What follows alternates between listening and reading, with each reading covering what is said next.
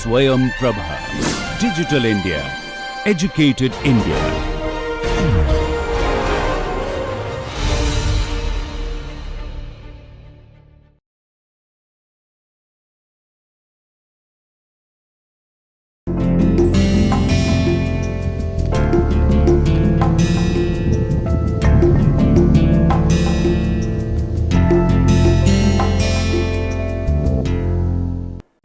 Hello and welcome to NPTEL's course on communication skills.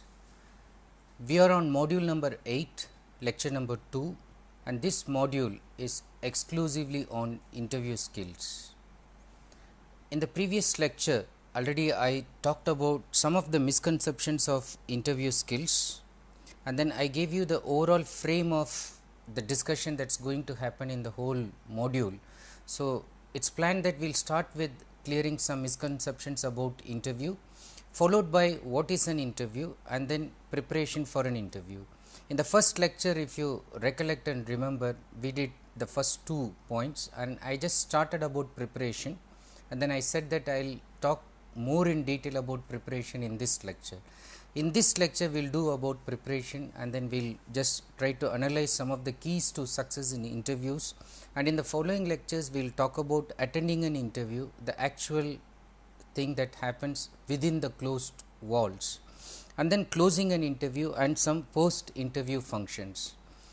Now keep this in mind that some misconceptions that happen in interview, like for instance, you have a good resume and then you get the job for sure. So I said that that's not true, because resume is just like a passport, and then you still need to get your visa to enter into that country. So that visa will be your performance in the interview.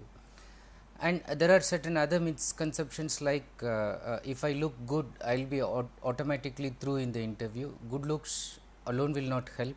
Same thing, people think that if I am a 10-pointer, then I am going to have a definite cakewalk in the interview. No, there are many 10-pointers, many gold medalists who are rejected just because they have poor communication skills and they lack soft skills. Now keeping that in mind, I said that if you really want success in any interviews, I said that you think of 3 P's, okay, P's that will actually give you peace of mind.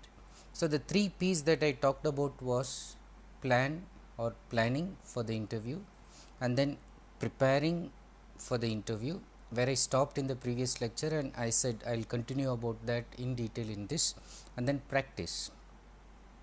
So in a sense, we'll talk more on practice in the coming modules, particularly the coming lectures of this module.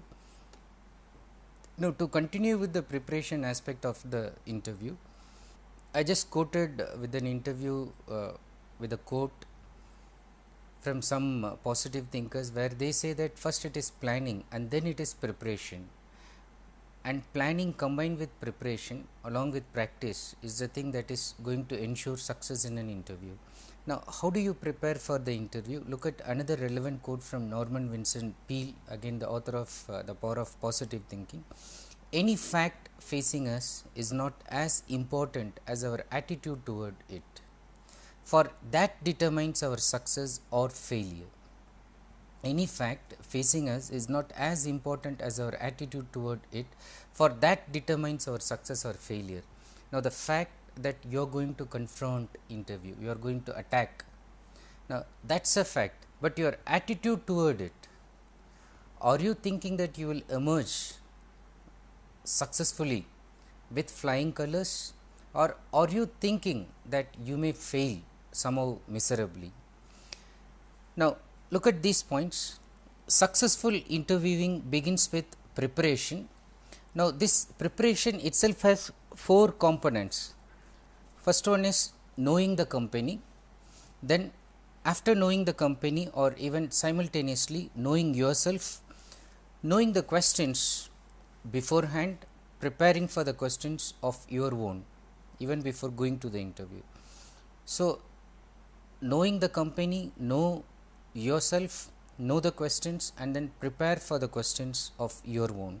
These are basic levels in which you can prepare.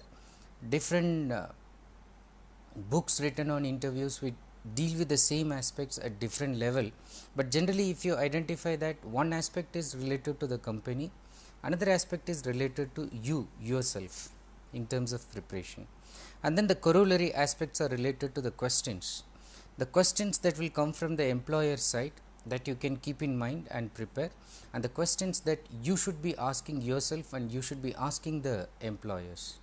So you can see the components.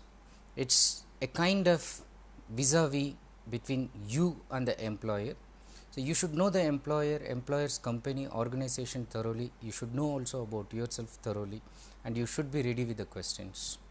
So it's again surprising to some when I say that you should be ready with the questions, because many people think that these are the questions that they will be expecting in the interview, but there are certain stock questions, standard questions, which one can actually ask oneself, train oneself, be thorough with some ready-made good answers, very impressive answers, and unique answers one can also prepare and be ready.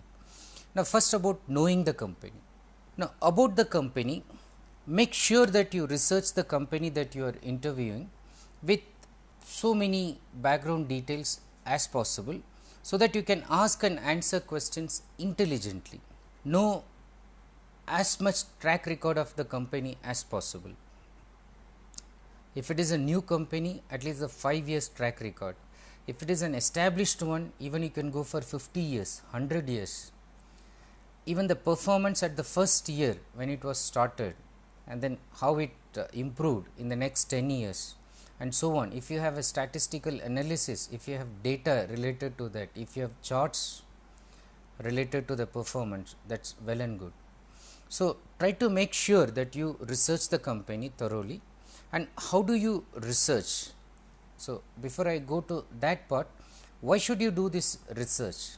Because when you research, you know much about the company, and when you know more about the company, you develop a kind of knowledge that's going to be quite relevant whether you are joining or not, in terms of you being a very useful employer to the company. So you know much about the company, even sometimes you know certain things which even the interviewers are not aware of. So that will really impress the people who are going to interview. Knowledge is power. So you know, and then you already have some power, which will also instill so much of confidence in you. How can you do the research? There are variety of ways. One, as usual, go to the library, any standard library or any library that is housing the books related to that company. Look for general books, especially in management section. You will have lot of case analysis if it is even a good company. Look for books, look for periodicals, that is journals, which will publish research articles. So look for them, and look for magazines also. Magazines would cover up. Suppose the CEO has won the best CEO of the year some year. So there is an interview, there is a talk about the company, there is a small data presented there in that magazine based on the research done by a journalist, and so on. So collect all the information so that you know about the company first hand. Then you can also get this kind of information from the literature which are available in the public relations department. So they prepare very good brochure, booklets, which they can give it to the public free of cost. So you go to the public relations department and get those booklets, pamphlets, leaflets, and then just make an analysis of the company. Apart from that, there are annual reports. Either you go collect it from the accountant, from the public relationship officer, or contact a person who has some shares with the company. Ask the person to share the annual reports. So the person will be very happy to share, because somebody is happy that you are taking that institute, organization, company, firm seriously, and you are thinking of joining. So the person will happily share the information with you. And today's information age, where technology has advanced so much, We don't have to worry about even going to library and physically being present and collecting the information. We can use this electronic sources of information. So, the electronic sources using internet, for instance, googling out things, you just type in Google the company's name, you may get hundreds of links. Have your own time, click all the links, check everything, download all the materials that are relevant, create a folder. Even if you want to have some kind of crisp information, even create it in the form of a PowerPoint, present it before your friends, seek their opinion about the company, make them ask questions related to the company. You behave like the CEO of the company and start answering their questions. So, you are thorough, you are update with the company. As I said, this is one mechanism that is going to instill a lot of confidence in you, but at the same time you are also knowing the company, and then you are off way towards mastering that interview skill in terms of the knowledge component. Now, even if you don't get any of these records, or even if you get all of the records, then also try to seek somebody whom you can interview, who is there as part of the organization. Now, sometimes these people will give you very vital information which will make you decide whether you should join the company or you should not join. So, they may say, for instance, do not join, they will put you in remote areas. If you are interested in going to remote areas, fine, otherwise you will be just sent to some desert. So, are you willing to join? So, these kind of inside information, or somebody is telling that I am stuck because my CV is very bad, I am not able to leave this place, but you seem to have wonderful CV. So, think twice whether you should just spend the next 5 years, because they are going to take a bond from you and there is no other way. So, decide whether you should give a bond to the company and spend the next 5 years there. Is it worthwhile, or do you have better qualifications and should go for the other company? So, catch somebody to give you that inside information based on their first hand experience. That will also help you to assess your future relationship with the company. Should you be part of them, or should you distance yourself at this stage itself, so as to safeguard your own interest and career. Now, know the company further in terms of the company's products. If you are going to be selected in the marketing section, sales section, it is very important that you know what they are manufacturing, what is it that they are dealing with, what are the products that they are selling.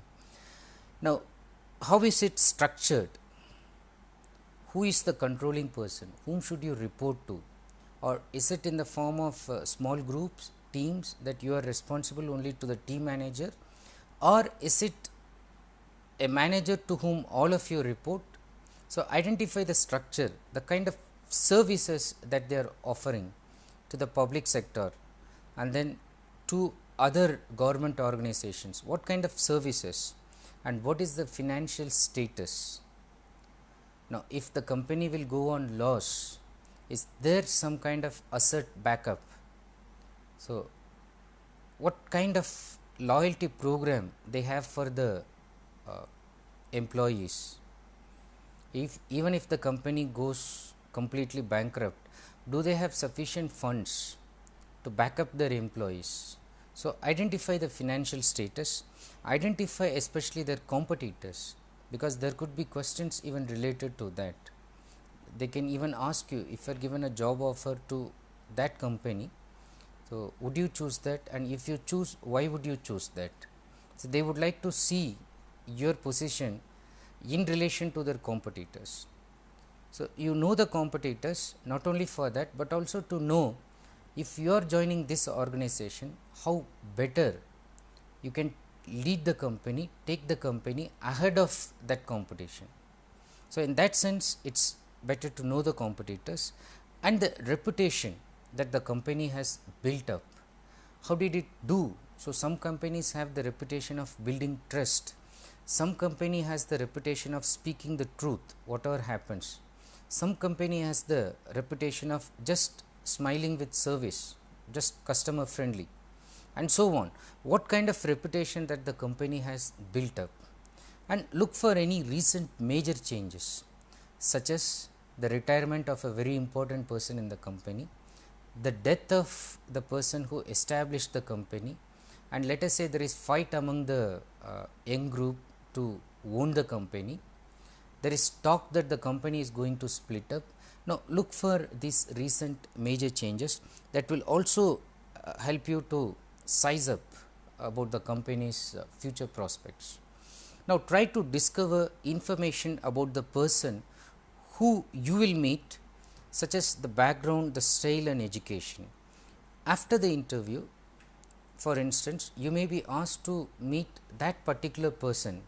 He may be the chairman, he may be the managing director, he may be the chief executive officer, whatever it may be. They may say that our interview is in two process. One interview we are having the panel that will assess the information. There's another interview in which you will actually meet the real person, the employer who is going to hire you for the job. Now identify this person, know something about this person, especially the person's likes, dislikes, and what kind of style, what kind of management style that he possesses, how does he function, etc. What is the person's education level? Is he a self-made man? Is he not that educated? Is he the person who didn't have that formal education, but then he did extremely well? And then or is he the person who has all good qualifications, some MBA degrees from abroad, and then experience from some reputed foreign companies, multinational organizations, and then he's just come back to India for the sake of being an Indian citizen and then establishing something in India and promoting the country. So identify his education and the spirit behind the education that he possesses. Now having said that, you should know about the company, so much so about it, knowing the company, knowing the organization, the style, the functioning, the person who is involved in it.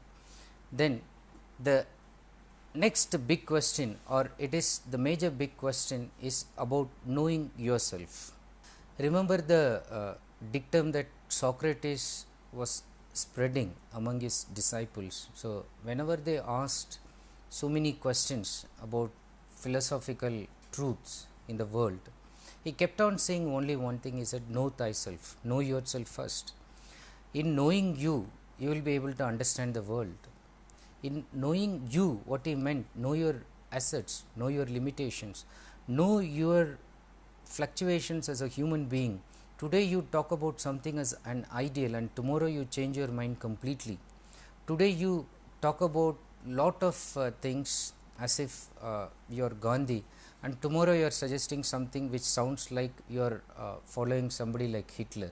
Now this is human tendency. So Socrates said, know yourself. Why are you changing? Is that change a symptom of growth or a symptom of decline? So know yourself. Now as far as interview is considered, when we say know yourself, know your gifts and talents. Know what you can give to the world. The best books written by positive thinkers like Dale Carnegie, they all preach you one thing. They say that without giving service to the world, you cannot get back the riches that the world is going to offer you. Now identify what talent and what gifts that you have got which you can give it to the service of mankind and take back rich rewards from them. Now in that sense, you should know yourself. What is it that I am good at? What is my unique selling point? How can I distinguish myself from the rest of the others? So think about it. I'll come to the same question after some time, but right now let me address the issue generally. Know yourself. Make sure whether you want just a job or the right job that builds up your career. Now what kind of distinction I am making between just a job? When I want just a job, I am jobless and I am very desperate for a job that will support me financially, that will give me money so that I can take care of the basic needs such as food, shelter and clothing. and then slightly my other emotional needs. I may satisfy my parents, I may satisfy my friends by giving them some gifts, and I may slightly prosper in that job so that I can get married, I can buy a vehicle. So, slowly I can improve. So, when I say that I just look for a job, I am desperate for my financial status, I need some money so that a job will support me. Now, this is at one level, but there are people who still think of this even when they have reached a higher level, maybe just out of greediness, maybe just out of over ambition. They still look for a job that will give them maximum benefits and maximum financial benefits and perks. Job just on the basis of financial perks, the lucrativeness that the job will give. Now, are you looking for just this job, or are you looking for a career? Now, when you look for your career, you are actually looking for the right job to position yourself.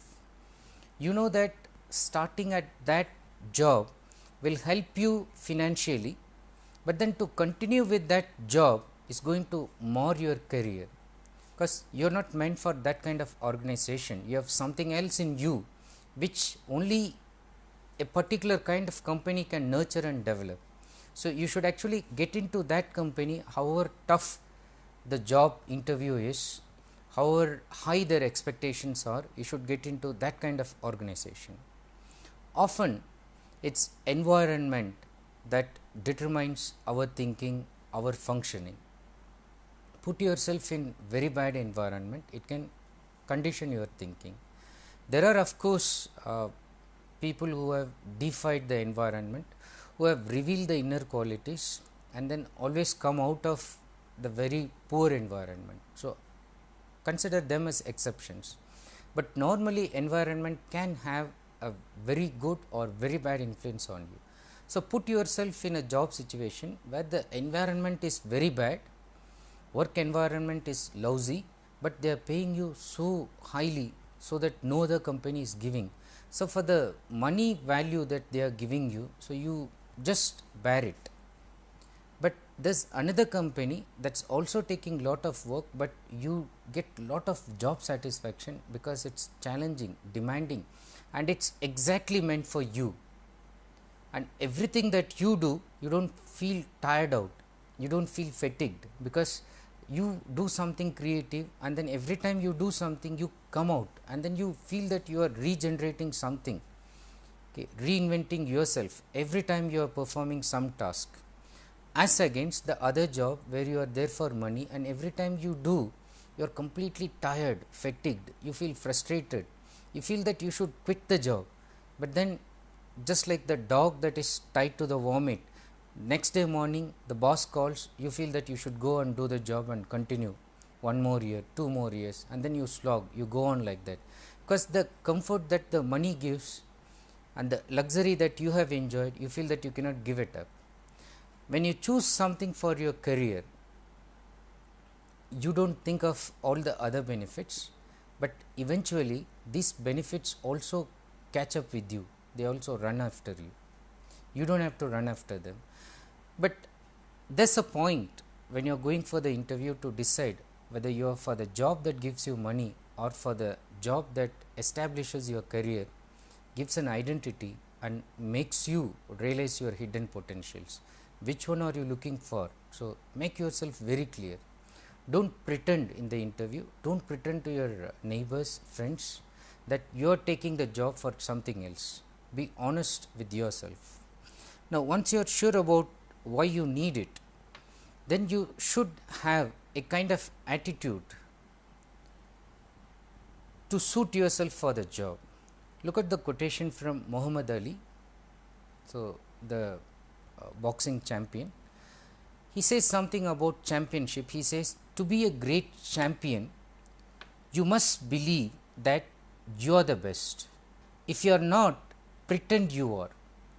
To be a great champion, you must believe that you are the best. If you are not, pretend you are. So, in order to attend an interview, if you take cues from this quotation, what he says is, in case you think that you are not suited for the job, First level, he says, assume that you are the best for the job, and in case you somehow realize that you may not be the best, he says that pretend that you are the best. Okay. Now, that positive pretension helps in keeping an attitude that will help you to perform well in the interview. Sometimes pretension itself will become true. You start believing in that pretension, you start having conviction that you are the best. So, who else? And then you give a very terrific performance that impresses the panel members, and they feel that of course you are the best, who else? Okay.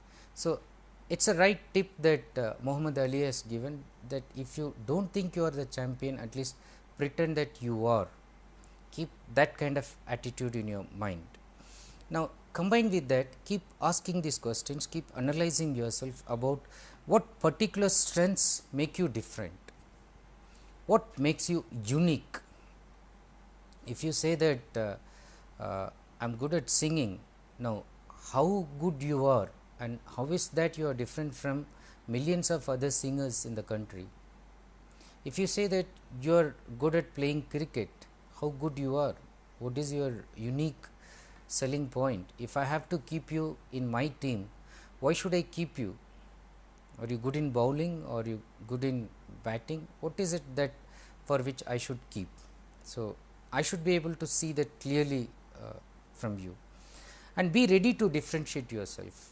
Given a chance, if you are even directly put this question, tell me why should I employ you? Because let us say I am a person who has come to take somebody from an institution like IIT, and then there are let us say 500 students in this institute itself who are giving the same interview, and then I just want to select only 5 students, and tell me, and of these 5 students I have 50 at least with 10 point, with extracurricular activity, with leadership qualities, with good communication skills, with good soft skills, and tell me why should I hire you among these 50.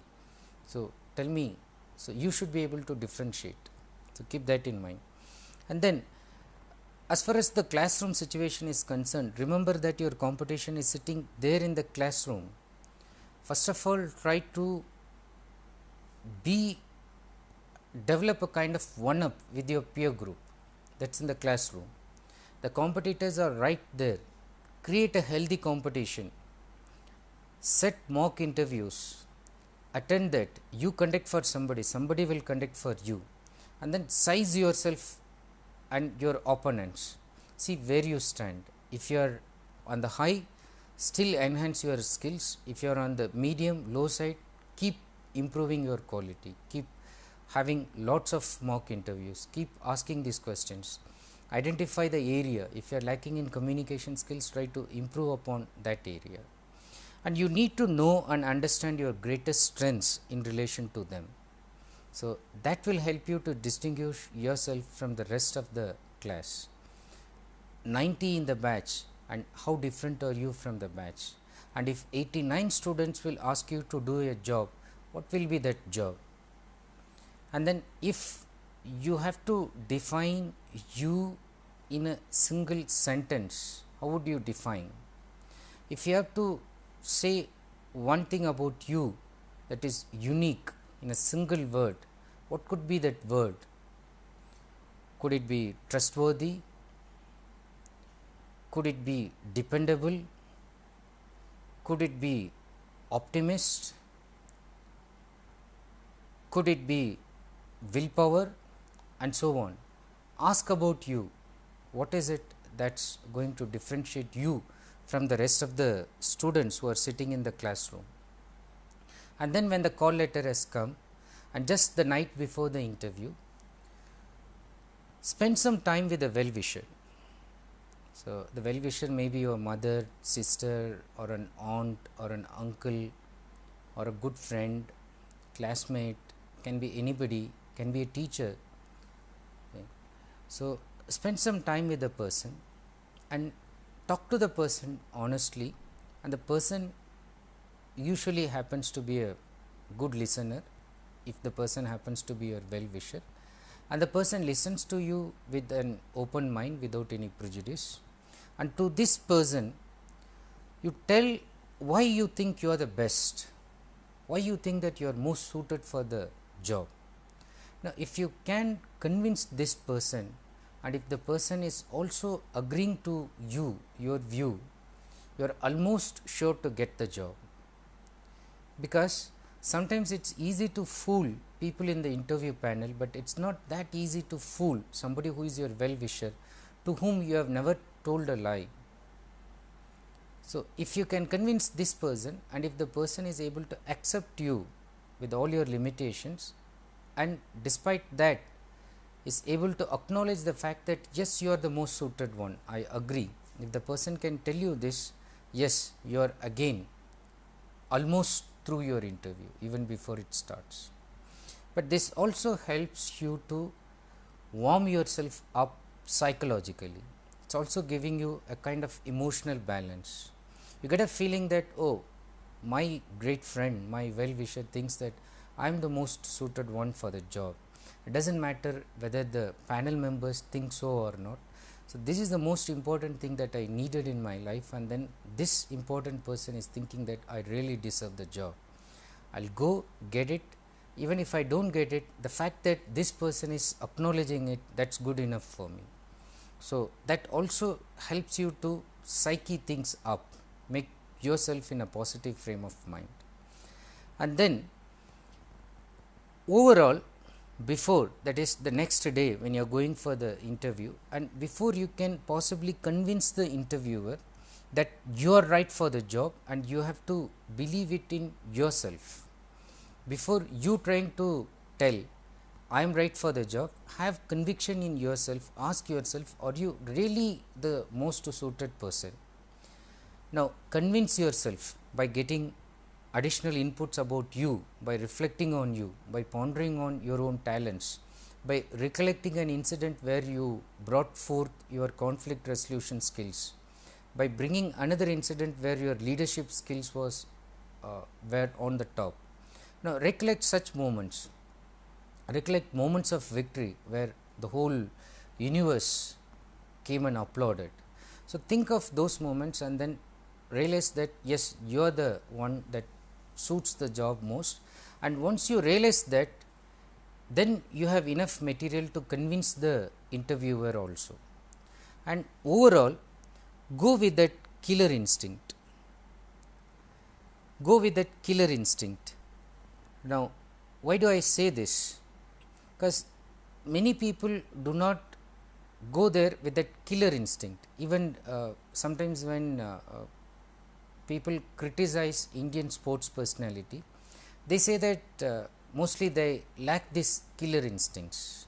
Again, exceptions are there, they perform well even at any stage, but the general criticism is that Indians generally lack that killer instinct, especially at the last crucial moment. They may just accept defeat even before it comes to them, and then they may behave in such a manner, they play as if they have already given it up. But that killer instinct is that when you get into that arena, you go with that aim, attitude that whomever is the opponent, you are literally and figuratively going to kill that person, which means you will dominate, you will get through, come what may, you will see through the whole event, that you will emerge as the winner, and you are not going to give any small thing to chance. You will ensure it in all possibles using your strengths only. Okay. So, that is how you can go with that killer instinct. Now, when you go there, do not expect the interviewer to tell you why you are right for the job. That is indeed your job. It is your job to tell the interviewer that why you are right for the job. It is not the interviewer who is sitting there and telling you, I called you because I found these good qualities in you. No, you highlight the good qualities in you, which makes you right for that job. Then, when we talk about successful interview, you should understand that there is a kind of negotiation that is taking place in successful interview, negotiation between people who are equal. Now, how? you can see that as a kind of conversation between equals. On the one hand, you have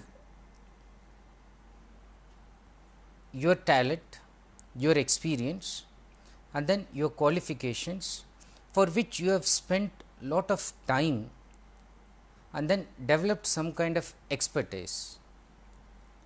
So, you are offering actually a fruitful partnership to the company, not begging for some money. Now, only when you think that you are begging for some money, you develop a slavish kind of attitude, which is unwarranted, which is uncalled for.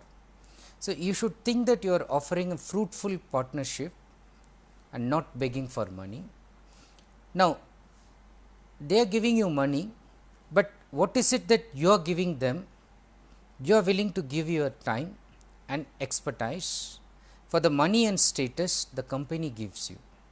Yes, of course, the company is giving you money, the company is giving you status, no problem, but and the company is so big, and then you can say that even getting a job, any kind of job in the company itself is changing your profile, changing your lifestyle, and getting lot of price from all the peer group, the whole society. Now, that is fine, but you are also giving something back. You are willing to spend the next 3 years, 5 years, 10 years. Sometimes it so happens that you are so loyal to the company that you retire from the company. So, you let us say joined at the age of 25 and retired at 65. You spent about 40 years for the company. So, you are willing to give your time, you are willing to give your expertise, you are willing to let the company use your knowledge and gain lot of benefit out of it. Now, once you realize this, you are not just there just like that, you are there as an asset for the company. So, let them pay enough to get you there. So, do not have a kind of slavish mentality in which you just go and beg the person. Now, having said this, that preparing yourself with a positive frame of mind, identifying why you most suit the job, identifying the right job for building up your career, not the job that will just give you money. Now, knowing all these things, knowing about the company, knowing yourself, now you should go to the next level of interview, understand the purpose behind the interview. Now, in the next few slides, I will start talking about the purpose of the interview, and after discussing the purpose of the interview, I will also discuss with you some questions which are relevant to ask about the purpose and ask about your suitableness to that purpose of the interview. And if you understand the purpose, you will be also able to ask certain questions and get ready with the answers. So, I will just now talk about the purpose of the interview. Purpose of the interview. Now, what are the employers actually assessing you for in an interview? Basically, they are looking for your personality, looking for certain traits of your personality. So, it is about your personality. So, this means you develop your personality throughout, even before attending the interview. They are also looking for your communication skills, your ability to express views succinctly, clearly, lucidly, and then with proper enunciation. They are also looking for your communication skills. Your appearance. Now, appearance means a lot apart from just looking good, your body language also. We will talk about it later. And they want to see whether you fit into the organization. Would you suit the organization? When some of us are employed at a place like an institute like IIT, in humanities stream for instance, a person like me or a colleague of mine, we are all basically doing something in literature, out and out the literature people, and then when they want us to be selected, the qualification is masters, PhD in English, English literature. But when a person like this is selected for teaching engineering students, in the interview they would like to know whether the person would be interested in teaching something like communication skills, because there are some people who feel that it's not that good to teach communication skills, and the person feels I can teach only literature, I cannot teach anything else, or I love poetry, I will teach only poetry. Now, what they want to see is the suitability. Is this person flexible enough to mold according to the system, where certain basic skills are first prerequisites, such as English language skills and communication skills. Are you interested in doing something about it? Have you done something about it? Do you have competency in developing a language lab, or do you have experience in language lab? Can you run a course which is intensely based on language lab? Now, these are the qualities that they would look for in a technological institute if they are going to employ a candidate who is basically literature oriented. So, that is what I mean by suitability. It can vary according to the discipline and the needs of the company. That is how they see whether the person fits into the organization. So, if the person does not fit, what is the point in holding that person in the organization? So, they may make a good discrete judgment at the beginning itself. So, they want to see this. Apart from that, the person's strengths as well as the weaknesses. There are some weaknesses, so that could be an asset to the company. So, for instance, the person works whole night, then they want somebody to stay there at night, and then they want somebody to enjoy being there also. So, they can just leave the company with the person. But there are some weaknesses, like this person always comes late to the company. So, the company starts, let us say at 7:30, the first shift is starting, and this person can be never given that first shift, and they want a supervisor or a manager in the first shift.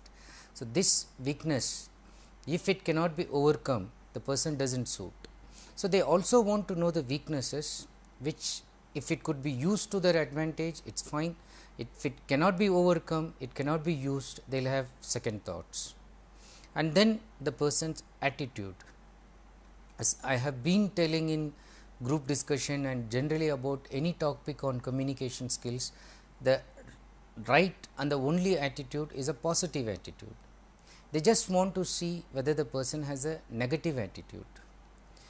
And as I have been repeatedly saying, there is enough negativity in the world, there is so many negative thinkers in the world, and there must be lot of negative thinkers already in the organization.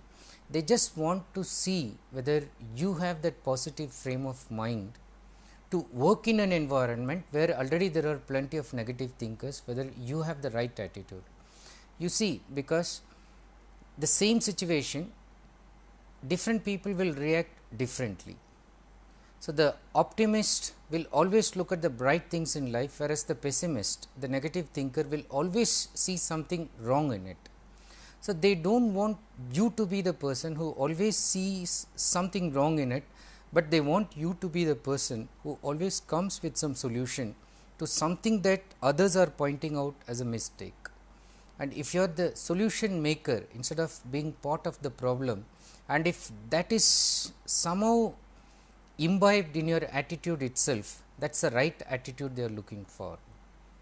Combined with that, interview is sometimes just about verifying your resume, verifying your biodata, verifying your CV, just to ensure that, yeah, you said that you are a 10-pointer, we just want to see the original certificates and ensure that you are the one. You say that you have some extracurricular talent in this, what did you do, how did you do, can you demo, can you give some demonstration on that?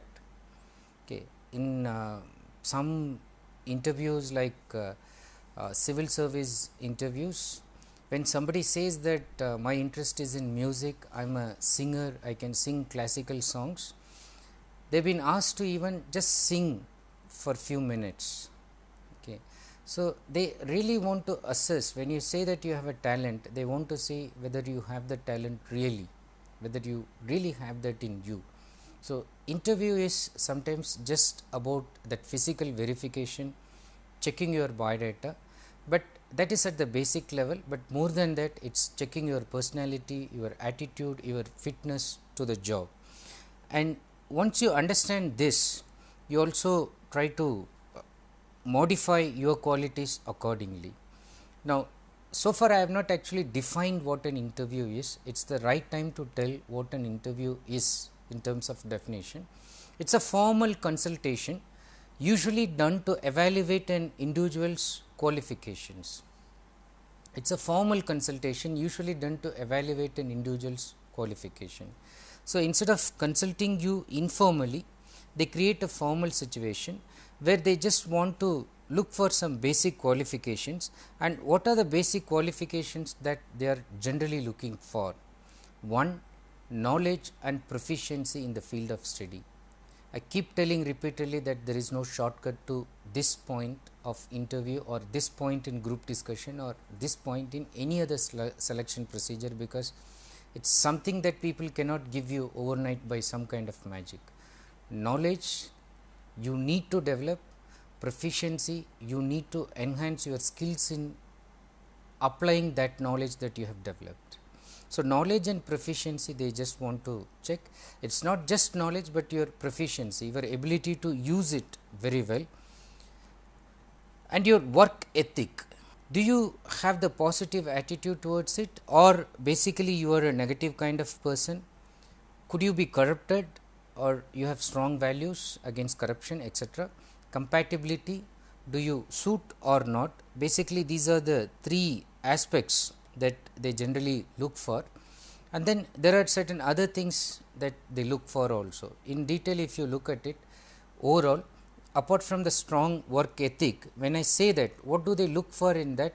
They look for professionalism, commitment, keenness, sincerity, integrity. Integrity is honesty, not even stealing one small pin from the office, not even taking that fevistick, glue stick, not even taking papers. So, thinking that no, this is not my property. If it is given to me, it's a different thing, but then I will not use office property for my personal one. So, strong work ethic, which means professionalism, commitment, keenness, sincerity and integrity, self confidence, strong communication skills.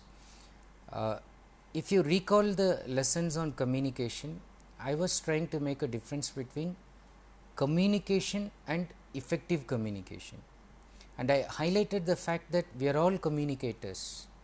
Okay. And if you look at how we are behaving as a human being, 24/7 we are communicating verbally or non-verbally. We keep talking to people, we keep sending signals to others, and then we transact all the time. But the important thing is, do we communicate effectively? Are we good communicators? Are we doing that in a very strong manner so that we do not lose anything to noise, we do not cause any barriers to communication, and we get the results without any loss of communication, without any communication gap or miscommunication. So, if you possess strong communication skills, you are a person who will get things done effectively using your communication skills, and absolutely there is no miscommunication when you are doing it. So, they want to check whether you have strong communication skills, not just communication skills, and then they want to see your motivation, initiative. There are people in the office who think that, oh, we can do the job if the manager tells us, and then there are quite a few of the people in the same office who take initiative to do it, whether the manager or somebody tells them to do or not. So, motivation, initiative, self-motivated individual. People say that if you want to know the managerial skills of a person, go to the office when the person is not there. Okay. Now, if the person's managerial skills are bad, what will happen when the person is not there? Whether he may be a principal or director or CEO or manager or supervisor, when the person is absent, you will find people coming late, you will find people bunking work, you will find people going early, you will find people working in a very sluggish manner, you will find people doing empty chatting, gossiping, going for tea frequently, sitting just in the canteen and whiling away their time, watching something on computers, video, internet, listening to songs, playing cards, doing anything else other than focusing on job. The moment somebody says the manager is coming, his car has entered into the office, everybody will go and pretend that they are doing the work. Now, if the manager is good and skilled, again you can assess the skill in his managerial functions when the person is absent. Here you will find workers coming in time, in fact coming before time when the manager is not there, seriously seated on the chair, not wasting their time, focusing on the job and finishing the target, and even trying to finish the target ahead of time. Now, this manager has somehow caused a kind of influence, caused motivation, given them some kind of implicit values which they use it even in his absence. Okay. Now, motivation and initiative, if it is there, if it is self driven, so it is very good. Even without the manager, the person will work. So, this is something that they would like to look for. Then evidence of leadership skills, organizational skills, adaptability, flexibility, ability to work in teams. I said more about this in group discussion, because somebody will be good to work as an individual, but not possessing the ability to work in teams. Interpersonal relationship, relates well to others. Nowadays, the business environment can be very positive and potential for healthy relationships, but can be very harmful. How? If there is one person who is poisoning the environment, who is not able to relate well to others, who is negative, who is bickering, who is complaining all the time, the person can spoil the environment. So, nowadays there is focus on interpersonal relationship, quantitative analytical skills. So, whether the person is able to use logic, analyze the things, and then apply that in practical dealing with tasks. Meticulousness to details. So, there are people that who will expect that each and everything should be told to them, and then there are others, only you said something vaguely and then they have come out with all intricate details possible and everything has been taken care of. So, the manager is asking, so I thought of telling you this. The person says, yeah, I have done it. Oh, good. And what about this? Yeah, that has also been taken care. So, meticulousness to details, attending to the minute level even without being asked to, it is something that is there in the blood of the person, something that he has inherited as a kind of work ethic. So, that is something that they are looking for. Friendliness and accessibility. Friendliness does not mean that you give up your work ethics, but it is combined with accessibility. There is a problem. Whom would I look for in the organization? So, immediately let us say there are about 50 workers. A small thing like there is a virus in my computer or my printer is not working and I am not technically so good, who would I immediately look for? I know that so and so, if I go, however busy that person is, would at least spare a minute and then check and come and sort out the issue. So, I see that the person is friendly in that sense, accessibility. I also know that there is another person who is technically much more intelligent than this person, but I dare not approach him because he will get angry, he is a short tempered fellow. So, how do colleagues assess this kind of situation? Because they assess by this accessibility, they know that they can go to their friend or they should not go. Tact and diplomacy, you are part of the decision making process and then you come out of that and immediately people are asking you, tell us what did the manager decide. Immediately you blurt out some very important things. You lack tact, you lack diplomacy. Tact is knowing what to do, what to say, when to do, when to say that, and diplomacy is sometimes even saying the things in such a manner that you cannot be misquoted later. You are just trying to be politically correct and make only those statements which are not quoted again to your embarrassment. So, you are tact, you are diplomatic also.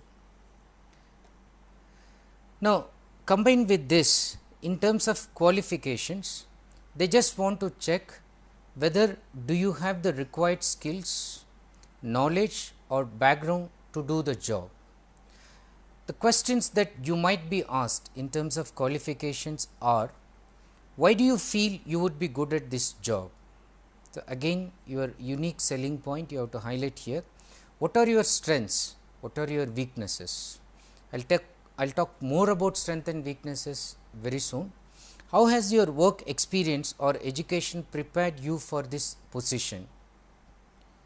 So, sometimes you have a qualification and you seek a position which do not match that easily. Just try to show them some connection or try to show them some kind of extra degree that you have done that will connect you to the work position. So, you should be able to think over these questions in terms of qualifications and then be prepared, especially focusing more on strengths and weaknesses, and then you are just slowly in that mode of preparation, and this, as I said, will start giving you the confidence that is required for facing a very tough interview situation. I will continue in the next lecture with more questions, with more items related to preparing, and then I will follow it up with how you can actually get into the interview room. As I was telling in the previous lecture, many people consider interview room as a kind of torture chamber and think that there are monsters sitting and then they are just waiting to eat them up.